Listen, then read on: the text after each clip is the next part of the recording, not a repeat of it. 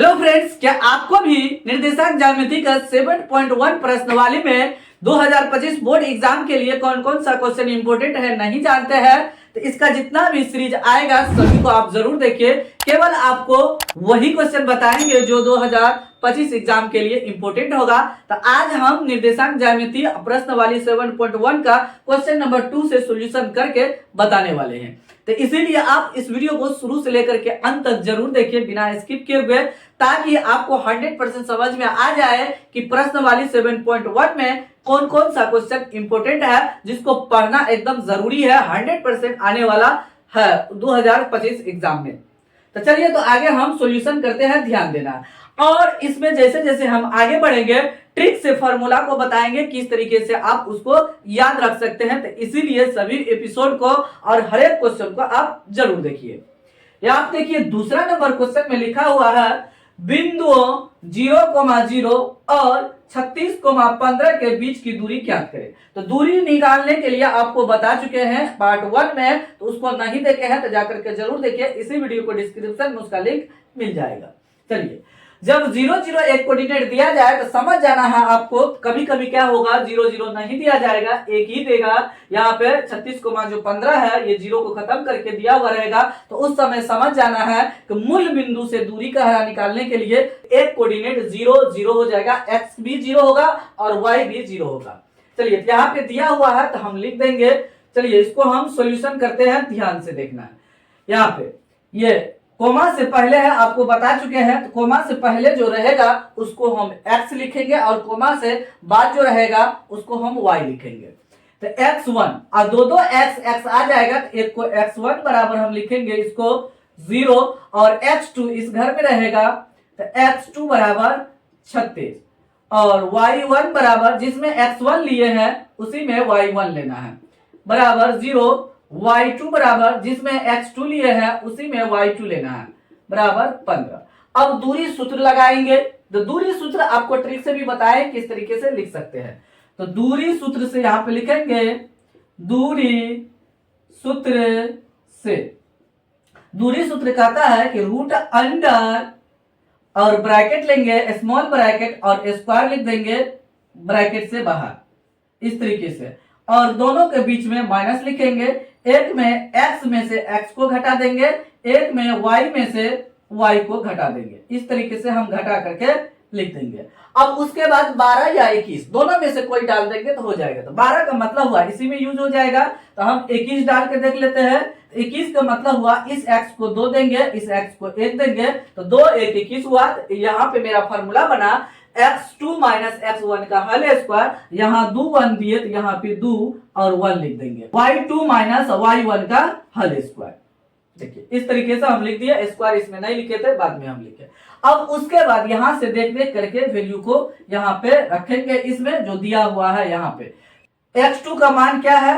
x2 का मान है 36, तो 36 यहाँ पे लिख देंगे और माइनस है तो माइनस x1 का मान है 0। उसके बाद इसका स्क्वायर कर लेंगे इस तरीके से। अब y2 का मान है 15 माइनस y1 का मान है 0, इसका स्क्वायर कर देंगे। और 36 में से 0 घटेगा 36 ही हो जाएगा और उसका स्क्वायर है तो स्क्वायर कर देंगे प्लस 15 का स्क्वायर करेंगे। क्यों? तो 15 में से 0 घटाएंगे तो 15 होगा, उसका स्क्वायर है स्क्वायर कर देंगे। फिर रूट भी लगा हुआ है तो रूट लगा देंगे इस तरीके से, लगा दिए। अब उसके बाद 36 का स्क्वायर करेंगे। तो इसीलिए देखिए 36 का स्क्वायर आ गया तो आपको गुना का ट्रिक भी बताया है, तो वो भी आपको सीखना जरूरी है। तो 36 में हम 36 से गुना करेंगे, 6 का 6 से गुना करेंगे, 36 के 6 हासिल 3 हो जाएगा। अब उसके बाद इसको क्रॉस करके गुना करेंगे तो 6 तिया 18, इधर से क्रॉस करके गुना करेंगे 6 तिया 18, दोनों को जोड़ देंगे तो 18 18 36 ये भी हो जाएगा। 3 जोड़ेंगे तो 39 हो जाएगा, 39 का 9 लिखेंगे, हासिल 3 हो गया। तो 3 इसमें गुना करके इसमें जोड़ देंगे तो 3 तिया 9, 9 में 3 जोड़ेंगे तो 9 3 12, तो 1296 हो जाएगा। इसको लिख देंगे 1296 और जोड़ 15 का स्क्वायर करेंगे। तो 15 का स्क्वायर करना बहुत आसान है, मतलब इसको 15 गुना 15 लिख सकते हैं। 5 से गुना करेंगे तो 25 लिखेंगे और ये दोनों संख्या एक समान है, दहाई अंक का, तो कोई एक में एक जोड़ देंगे तो 2 हो जाएगा। 2 में 1 से गुना करेंगे तो 2 लिख देंगे, तो 225 हो गया। तो यहाँ पे लिख देंगे 225। अब दोनों को जोड़ देंगे, यहाँ है 1296। तो 6 5 11 1 हासिल, 1 हो गया, 9 2 11 1 12 का 2 हासिल, 1 2 2 4 1 5 यहाँ पे हो गया। तो 1521 हो गया, जोड़ने पे तो लिख देंगे 1521। यहाँ पे 1521, इसका जब वर्गमूल निकलेगा वर्गमूल हो जाएगा 39। यही मेरा फाइनली आंसर है। इसको हम मात्रक लिख देंगे, यहाँ पे हो जाएगा आंसर। देखिए तो कितना आसानी से सॉल्यूशन हुआ, बहुत ही आसान क्वेश्चन था। आपको इस तरीके से बनाना है, ये आपको समझ में आ गया होगा। चलिए तो नेक्स्ट नंबर क्वेश्चन लेकर के आपको बताते हैं। तीसरा नंबर क्वेश्चन यहाँ पे लिखा हुआ है, यहाँ लिखा है निर्धारित कीजिए कि क्या बिंदु 1,5, 2,3 और -2 संरेख है। तो ये दिखाना है कि ये तीनों बिंदु संरेख है। तो संरेख का मतलब हुआ एक ही रेखा पे है। तो सबसे पहले इसका हम लॉजिक जानेंगे, संरेख होता कैसे है। चलिए तो उसको हम समझते हैं, तब इसको हम सॉल्यूशन करेंगे। चलिए, एक लाइन रहेगा और तीनों बिंदु एक ही रेखा पर रहेगा। जब ऐसा संरेख हो जाएगा तो मान लीजिए यहाँ पे ए है, यहाँ पे बी है और यहाँ पे सी है। ए और सी को मतलब ए सी बराबर ए से लेकर के सी तक, ये जो लाइन है इंड पॉइंट, तो ए सी हुआ। और ए सी बराबर लिखेंगे ए बी अजोड़ बी सी, ए बी अजोड़ बी सी। अगर ऐसा आ जाता है तब संरेख हो जाएगा, अगर ये नहीं आया तो संरेख नहीं होगा। तो सबसे पहले इसमें ए बी सी नहीं दिया हुआ है तो हम मानेंगे। यह आपको समझ में आ गया होगा संरेख किस तरीके से होगा, ये समझ में आ गया होगा। चलिए तो यहाँ पे लिखेंगे माना कि बिंदु यहां से देख करके ये सब लिखना है। 1,5, 2,3 और -2, -11 क्रमशः ए, बी और सी के नियामक है। कहने का मतलब ये हुआ कि ए का नियामक ये है, बी का ये है, सी का ये है। इस तरीके से हम लिख भी देते हैं। ए को इस तरीके से लिखेंगे 1,5। अब उसके बाद बी को हम ऐसे लिखेंगे 2,3, ये बी का नियामक हो गया। और सी का नियामक -2, -11 हो गया। अब उसके बाद x1, y1, x2, y2, x3, y3, क्योंकि इसमें 3 ठो आ गया है इसीलिए 3 लिखेंगे हम। यहाँ पे लिखेंगे x1 बराबर इसमें से 1, x2 बराबर यहां से लिखना है 2, x3 बराबर यहां से देख करके लिखना है। यहाँ पे -2 है तो -2 लिख देंगे, हो गया। कोमा से पहले वाला है ये x1, ये x2 और ये x3 हो गया। अब उसके बाद y1, तो y1 बराबर कोमा के बाद वाला, जिसमें x1 लिए उसी में y1 लेना है इसमें से। y2 बराबर इसमें से लेना है 3, y3 बराबर यहां से लेना है -11, ये हो गया। अब बारी बारी से हम दूरी सूत्र लगाएंगे, किसके किसके बीच की दूरी। तो अब इस तरीके से हम चित्र भी बना लेते हैं ताकि आपको समझने में आसानी हो। यहाँ पे ए लिख देंगे, यहाँ पे बी लिख देंगे, यहाँ पे सी लिख देंगे। तो ए का नियामक कितना है 1,5 है और बी का नियामक है 2,3 है और सी का नियामक है -2, -11 दिया हुआ है। तो अब ए बी निकालेंगे। तो ए बी बराबर लिखेंगे, यहाँ पे लिख देते हैं दूरी सूत्र से। तो ए बी बराबर क्या हो जाएगा, यहाँ पे लिखेंगे ए बी बराबर √अंडर ए बी x1 और x2 y1 y2 के बीच चलेगा, इसके बीच में यहाँ पे। तो यहाँ पे फॉर्मूला लगाएंगे x2 - x1 का होल स्क्वायर, y2 - y1 का होल स्क्वायर, ये फॉर्मूला लगा देंगे। अब x2 का मान यहाँ पे देख के लिखना है, 2 घटो x1 का मान 1 है, उसका स्क्वायर है तो स्क्वायर कर देंगे। प्लस y2 का मान है 3 और -y1 का मान 5 है, उसका स्क्वायर है तो स्क्वायर हम कर देंगे। फिर रूट भी है तो रूट लगा देंगे, हो गया। अब उसके बाद 2 में से 1 गया, 1 का स्क्वायर हो जाएगा। अब प्लस 3 में से 5 घटेगा तो -2 होगा, -2 का स्क्वायर कर देंगे। अब 1 का स्क्वायर 1 होगा, प्लस माइनस 2 का स्क्वायर प्लस 4 हो जाएगा। तो प्लस पहले से लिखा हुआ है तो प्लस एक्स्ट्रा नहीं लिखेंगे। 4 1 5 हो जाएगा, इसका वर्गमूल नहीं निकलेगा तो मात्रक हम लिख देंगे। हो गया। चलिए ए बी निकल गया, तो ए बी निकल गया। अब उसके बाद बी सी भी निकालेंगे। तो बी सी यहां दूरी सूत्र से लिख चुके हैं, तो बी सी बराबर लिखेंगे बी सी बराबर रूट अंडर। अब किसके किसके बीच में, देखिए बी इधर है, सी इधर है, मतलब ये x2 है और ये y2 है और ये x3 है, y3 है।